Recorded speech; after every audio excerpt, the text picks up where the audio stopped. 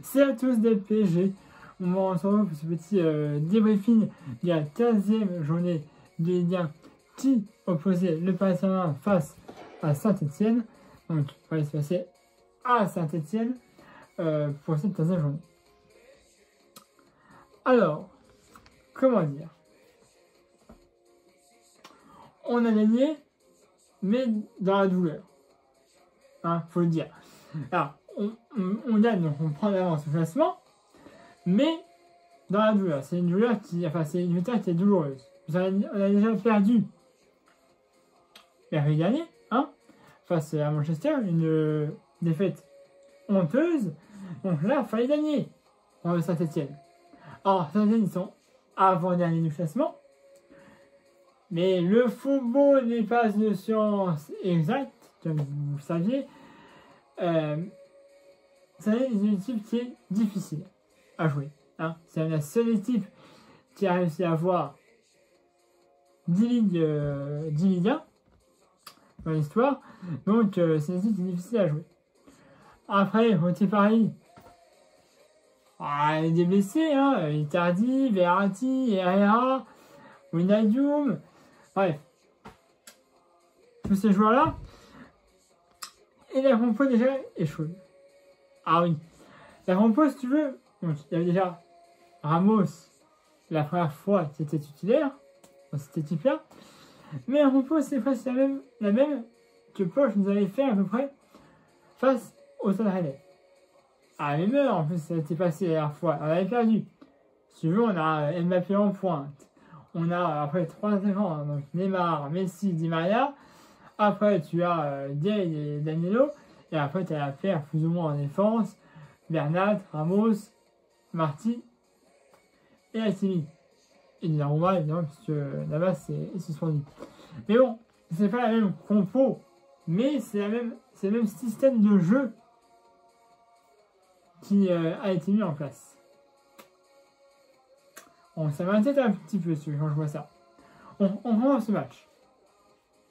C'est pas super bon non plus. Mais ça, il y a quand même beaucoup de pertes de balles. Hein, de Paris. On a quelques occasions. Saint-Etienne aussi en a quelques-unes. Mais c'est compliqué. Alors, on a un but de Neymar. Quand même. Qui malheureusement, après, la VAR a été refusée pour un jeu, mais vraiment, c'est pas vraiment joué à grand chose. Mais alors, but refusé, mais je me dis, même si le but est refusé, ça veut dire qu'on peut en mettre. C'est-à-dire qu'on peut mettre des buts. Alors, il faut se faire en jeu non plus 35 fois, comme avec l'Italie, mais voilà, ça veut dire qu'on peut en mettre. Mais c'est compliqué. Et malheureusement, à la 23e minute de jeu, après une première repousse de Donnarumma, et ben il y aura Bunda qui va reprendre et qui va marquer. Et ça fera 1-0 pour Saint-Etienne à la 23e minute de jeu, but de Bunda. Mais voilà, c'est la défense, une fois de plus. Après, Donnarumma, il n'est pas énervé de tout reproche. Mais voilà, il repousse une première fois. T'as Bunda qui reprend et puis ça finit au fond. Voilà. 1-0 pour Saint-Etienne à la 23e minute de jeu. Alors je dis putain, non les gars, Saint-Étienne, il faut gagner là, il faut qu'on gagne. Et juste avant la mi-temps, à la 45e minute de jeu, il y a eu 3 minutes en additionnel d'ailleurs, on a Mbappé qui part au but. Clairement, il est fauché par un joueur de Saint-Etienne. Et l'arbitre, il siffle clairement. Et là, directement, carton rouge pour Tolojek, qui, en fait, l'arbitre dit qu'il y a une annulation de but. Ah, puisque je pense que oui, s'il ne fauchait pas, et la paix allait au but, et il aurait pu marquer. Mais comme, alors c'est en dehors de la surface d'opération. Mais, il annule une occasion de but, donc du coup, clairement, il n'y a rien à dire, rouge. C'est tout. Quand tu annules une occasion de but, c'est faute et c'est rouge. la plupart du temps. Donc voilà. Je me dis, ok, on va jouer à 10 en 11. Enfin, Saint-Étienne va finir le match à 10 en 11, alors qu'on est à la mi-temps. Donc il y a un coup franc à ce moment-là. Coup franc, on va se chercher Lionel Messi. Il frappe, et là, bon, on a une tête de notre capitaine, Marquinhos, 47e minute de jeu, il y avait 3 minutes de temps additionnel. Une tête magnifique de Marquinhos, si tu avais au Paris Saint-Germain réalisé 1-1 à ce moment-là, et on aura au vestiaire avec cette égalité. Je dis les gars, on est à égalité. Saint-Étienne est à 10. Normalement, on devrait gagner, normalement. Si tout se passe bien. Mais il va falloir hein, ne pas faire les cons. Parce que certes, abandonner du classement plus carton rouge, normalement, il y a une bonne structure après pour faire votre jeu et gagner. Hein? Voilà. On a un terrain, alors ça, c'est un petit peu plus fluide que la première. Potentiellement grâce à la référabilité numérique. Hein, je pense. Mais, voilà. Il y a rien qui te perd de balles, principalement sur le côté gauche. Ah, principalement sur le côté gauche où j'ai vu, mais alors personne, à part peut-être parfois Timmy ou Marquinhos, et sur le côté gauche, parfois, ça a été percuté sur ce côté-là, mais on était, mais alors, dépassé.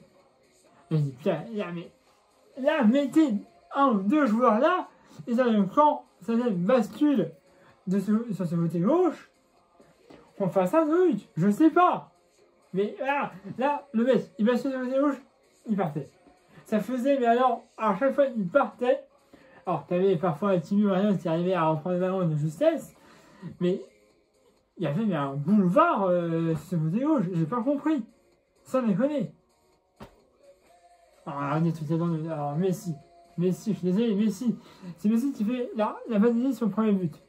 Mais, ce soir, il n'a pas été très bon. Il a fait d'autres passes. Je vais en revenir après. Mais, dans la finition, ce soir, Messi, enfin, cet après-midi, hein, c'était pas flamboyant, hein, Messi. Donc, il va falloir on remarque tout ça. Hein. Bref. On continue à essayer de marquer.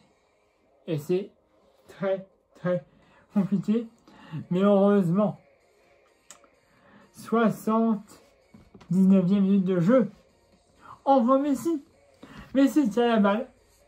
Alors rien de cette apparition. Il la passe. Et là, à bout portant, ça fera 2-1 pour le Paris Saint-Germain. But de André Di Maria. C'est magnifique. Di Maria, c'est le seul qui a marqué en finale Copa América cette année, qui a été en vrai d'ailleurs, mais voilà, Di Maria, c'est un bon joueur, Di Maria, on sait, c'est un bon joueur. Il peut réussir des choses. Là, ces dernières années, c'est un peu compliqué, mais je sais des années magnifiques, hein, évidemment. Di Maria fait des coups francs, il fait des piqués. Là, c'était magnifique. Moi, je me souviens d'un match, je crois, au Parc des Princes, il te fait un piqué, il fait. Voilà, j'y laisse même pas. Il fait la pitié. Il fait ça comme ça. Et ça dans le but.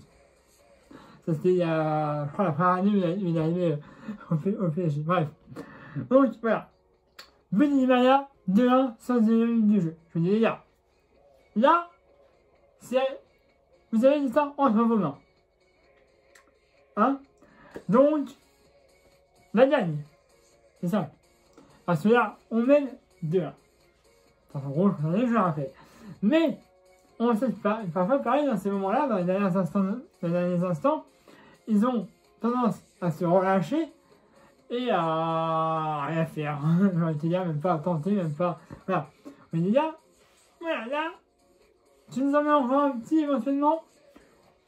Ou alors, ce soir-là, mais voilà, je veux pas qu'on il y a une égalité avec Saint-Étienne. Malheureusement, Saint-Étienne n'a pas marqué, mais Paris, c'est pas non plus. Il y a eu un petit repli minime de Paris. Mais bon, au final, après, on aura quand même pour la route, dans les arrêts de jeu, je crois qu'il y a eu 4 minutes d'arrêt de jeu. Quasiment dans les arrêts de jeu, on aura encore un but, le doublé de Marquinhos. De la tête, une fois de plus encore. Là, il ravage comme ça, c'est vachement compliqué à faire. Une basse décisive de Messi. Messi, 3 passes. Alors, ça veut dire, il n'a pas marqué, mais il a fait 3 passes décisives. Et donc, il le rabat 3-1 pour le passer un but de Marquinhos à la 80e minute de jeu dans le temps supplémentaire. Le doublé pour le capitaine. Et en finale, sur finale de 3 buts à 1. Alors, le bémol. Neymar qui a malheureusement sur une action mal retombé sur son pied. J'ai pas d'infos là, actuellement, mais ça sent une entorse et une indisponibilité très longue, puisqu'il est quasiment parti sur civière. Quand un joueur part sur civière, à la base, c'est pas bon. Voilà, donc je vous donnerai des infos si j'ai des infos, je les mets peut-être aussi sur ma page Facebook. Mais là, inquiétude quand même pour Neymar. Ça fait chier. Sur ce, pas vous déranger plus longtemps. Abonnez à ma chaîne YouTube si ce n'est déjà fait. Et à la page Facebook dans la section de la vidéo comme d'habitude. Mettez un pouce bleu. Aimez cette vidéo. Et puis moi, je vous donne mercredi 1er décembre à domicile face à Nice. Actuellement, Paris, on est à 40 points. D'accord? Nice est deuxième avec 26 points, avec 25 ou 26 points. On a quand même beaucoup d'avance.